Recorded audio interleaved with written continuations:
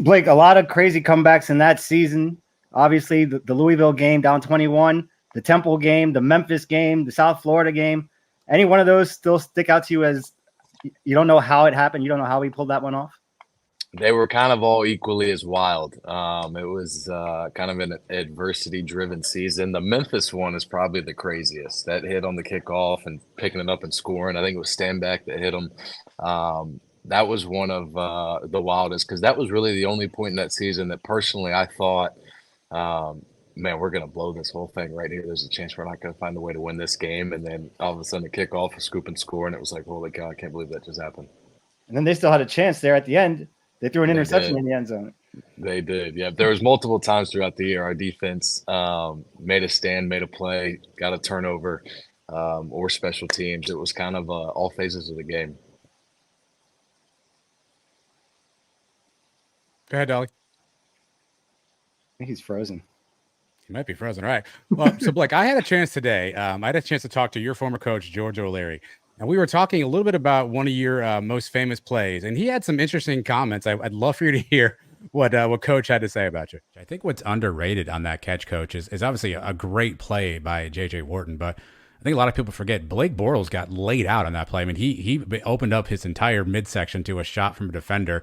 The catch was great, Coach, but what do you say about your quarterback and the throw he made that day for J.J. Wharton? Well, if he stayed in the pocket, he wouldn't have got hit.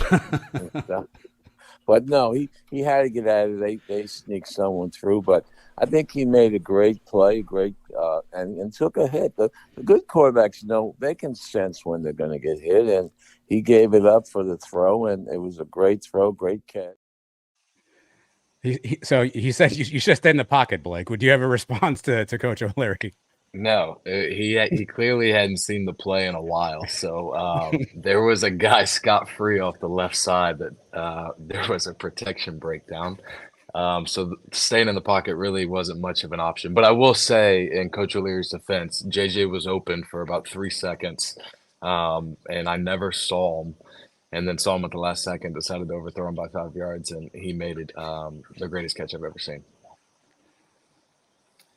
How about the Black Friday game against South Florida? Back then, we had never beat them going into that game. Did you guys feel a lot of pressure? Was there a lot of talk around the locker room leading into that one that we had to get that one? Yeah, that was a big one. That's always such a cool game, or at the time, it was such a cool game, big rivalry. And, although the uniforms have since changed and gotten a lot better, at that time, I don't know if you guys remember those black helmets with that hideous gold stripe down the middle was pretty cool for us in our eyes, based off what we had worn the couple years prior. But that was another funky game to where we never really got anything going. I think I hit Rashad on a touchdown late. It was a low-scoring game, and everything was just kind of out of whack. Defense held us in the game, and we were able to kind of find a way to pull it out at the end. Blake, Dolly here, AWL, love you all the time. UCF alum, class of 09, and you kind of had the early 20s bar scene kind of just rocking, just heading out for UCF games and just kicking it to see you play. Question for you, what time in that year did you kind of realize something special was cooking? Was it at Penn State, kind of the preseason? Joey Grant said when you guys walked out of Happy Valley was like, we got something cooking. When did it feel like that for you? Yeah, that was a cool feeling to go win in Happy Valley in a whiteout. I'm pretty sure none of us had ever played in an environment like that. 100,000 or however many people fit in there. Every single one of them wearing white, and to play the way we did there at Louisville. It was somewhere towards like the 75% mark of the season where we kept finding ways to win those tough games, whether it was offense, defense, special teams. It felt like each phase kind of found a way in every single game to make a big play and find a way to win. And I think for me, that was it. Was like we've gone through enough adversity, enough up and downs to where we're kind of battle tested in a sense of it got to the point to where anytime a game was close, I think everybody had 100% confidence we were going to find a way to win it. Right on. Like, obviously a lot of close wins that season. How much does the South Carolina game still eat at you? Yeah, a lot. Yeah, I mean, I threw 2 terrible interceptions in the first half that I still think about pretty frequently. And it was, for me, the coolest thing about that game was obviously one, it was an unbelievable opportunity to play an SEC opponent. South Carolina had a good team that year, obviously the future #1 overall pick, and to watch Torian Wilson and Chris Martin, our tackles, play as well against him as they did that entire game, with as much hype, and rightfully so. He's a really good football player. Obviously, he's still playing football, but to watch the way they played was really impressive against him. I think the loss we had last week to Kansas State was kind of similar to that game where they kind of ran on us, like South Carolina ran on us in the second half. What do you tell the team as the leader of the team going into this next week? How do you put that one behind you? Yeah, it's hard. I mean, every cliche in the book of, watch the tape, learn from it, get better from it, and move on. But I think the last thing you can do is allow that game, to lose that game, allow that loss to affect you and lose you another one the following week because you're still thinking about it. There's not much you can do about it at this point. It's an opportunity to play a Big 12 home opener for the first time, obviously, in program history. So it's a milestone game. Not that they should treat it any differently than the previous games, but I would hope they wipe the slate clean and come out hungry as they did week 1. This past decade, you kind of kicked it off 10 years ago with 13 to kind of really stamp us on the map and built on the shoulders of a Dante Culpepper and Kevin Smith that came here in 7. You guys won it in 10 as well. How does it feel when you kind of get back into the bounce house, see what you've built? You had your pro career during that time. You're doing post-retirement as well. How does it feel when you just kind of come back and like, damn, I had a piece, I had a part in building all this? It's a special feeling. Like you said, to have the Dante Culpeppers and Brandon Marshalls and Asante Samuels, Kevin Smiths, all those guys that had, everybody had a piece in I believe where the program's at now. It kind of culminated, I think, with that 2013 team, with putting it all together and having an opportunity to play on a big stage in a BCS bowl game. And then obviously with Scott Frost and McKenzie and those guys in the years following, they were incredible and continued to build it and take it to even higher places. But to say that, we were there, I mean, I was there in 2010 watching Jeff Godfrey play and win UCF's first ever bowl game in the Liberty Bowl against Georgia. And I mean, that was a really cool milestone at that point. That was massive for the program. And it's crazy to think that, just kind of 13 short years later, they've made the jump to 2 different conferences and are now kind of at the height of college football. Right on. But like, I know you get to see a lot of your former teammates a bunch. I know I saw you at the golf tournament. There's a bunch of guys there too. But what's it going to mean for you this weekend? Friday, I know there's an event. Saturday, you're going to be in the stadium getting honored with the team. What's going to be like to see those guys again and be around that 2013 team? Oh, it'll be awesome. There's guys. It's hard. Talking with somebody the other day, talked about like there's no greater brotherhood, to me than an athletic sports team, whether it's football or basketball, baseball, rowing, whatever it is. I mean, that's really the last stage of sports where you get to kind of train, live together, eat together, do everything together and form that unity and camaraderie. And then, anything past that, whether it's, outside of sports in your professional life or at the professional sports level, it kind of becomes more of a business. So, I think to be able to reconnect with a lot of guys, that, haven't spoke to in a long time will be awesome. And, I really look forward to it. Blake, you're officially retired now. Are the rumors true that you're actually doing construction and ripping cigs now, or what's going on? Occasionally. I actually helped out for the first time the other day. I went over there and picked up a couple pieces of concrete or a couple cement blocks. That's about the extent. I pick up trash every now and then, take cooler beer over there for the guys that are working.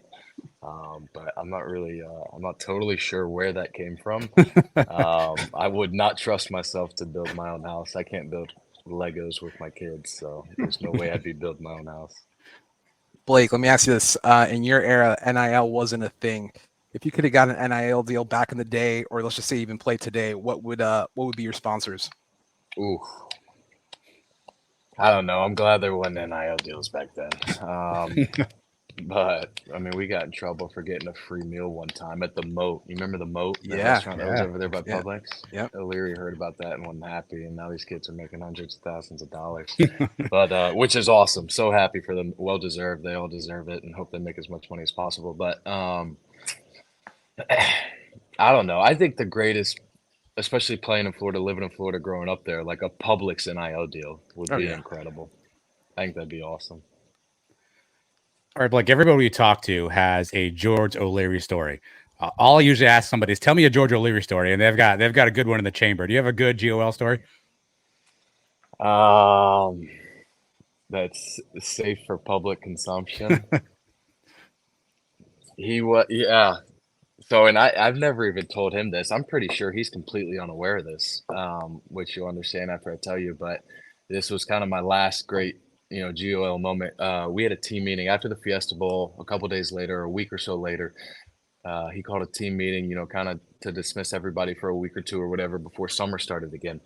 Well, I had, talked with family and friends and, a couple agents and decided that, I was going to leave after my junior year. So I wanted to go tell him before the team meeting. I wanted him to know that, not, for him to know that. I obviously respect him, to the utmost extent, but also I wanted to get it off my chest. Anytime you had to go have a one-on-one serious conversation with George O'Leary, there was always a bit of an intimidation factor. So I drive over there, team meeting's at 5, get there at 3:30 or so, and I'm sitting in the parking lot. I was talking to Joey Grant, who was my center, and had, second thoughts the entire time. Because on one hand, it's a dream come true to have this opportunity to go play in the NFL. On the other hand, it's like what a close-knit group of guys that we were, and had a ton of guys coming back. I think there was only 6 or 7 seniors leaving from that team. So that was a big part of why it was such a difficult decision for me. But so I walk in his office. His assistant Danielle wasn't there for some reason. Peek through the door that's cracked, and he's dead asleep with a blanket like pulled up to his chin. And I'm like, you gotta be kidding me. So I sit down. I'm like, all right, he'll be up in a minute. Sit there, and I'm probably there for 45 minutes. And he never wakes up, never moves. I could see him like clearly through the crack in his door, and he's not moving. So I'm like, I got to do something. So I get up and kind of start banging stuff around and shuffling around, making as much noise as possible to try and get him up. He finally, grumpily wakes up, and then of course I go in there and tell him that. So that was kind of my last one-on-one playing for him GOL experience. He strikes me as a snorer? No, is he a snorer? No, he's dead quiet. There was a half-eaten pack of Oreos on his desk, and he was getting a little Sunday afternoon snooze in before the team meeting, which he rightfully deserved. You think you can talk him into joining you to go watch Paulie D before the kickoff this week? No, not a chance. Not a chance. He'd say, "Oh, Paulie D, who?" Blake, how was that flight back home from the Fiesta Bowl? Are you guys just absolutely to the moon? Yeah, I think everybody was just as high as they've ever been emotionally. I'm sure there was a bunch of us hurting a touch from the night before. Which was an awesome time celebrating with everybody at the hotel. But it was at least a week, if not much longer than that, of just still pure happiness and emotion and pride for everything that had gone into that year. Sure. All right, Blake, we'll get you out of here in this. Give me a prediction for the game Saturday. UCF's going to win by how much? What was the spread, like 12.5? I think it's at 9 now. Is it? Was it ever double digits? Is it going? It's 11. Started off 11. Did it? I'd say UCF by 20. No, nice. Who's playing quarterback? Probably should have asked that first. McLean. Great question. Timmy McLean. I got that one. I guess it really doesn't matter. They both played well. He did some good stuff last week. And Baylor's quarterback's out, right? He got hurt week 1. Their starter. Yeah, he may come back questionable. Oh, it's kind of cloudy. They're playing a little smoke screen there, Blake. Mm-hmm. Yeah, there you go. Yeah, I got UCF by 20. I'll take UCF by 20. Listen, if you're doing construction by your house, I know we live kind of close. So just hit me up if you need me to help you lift a cement block or something, or take out some of those cold beers. I got you. Absolutely, come on by anytime. 5 o'clock Friday. Send the boys off with a couple free beers. Hopefully they don't mess anything up while building that. Awesome, Blake, man. We appreciate you hopping in. Thanks for coming in here, and can't wait to see you at the game on Saturday. Absolutely. Great talking to you guys. Thanks for having me. We'll see you Saturday. Thanks, Blake.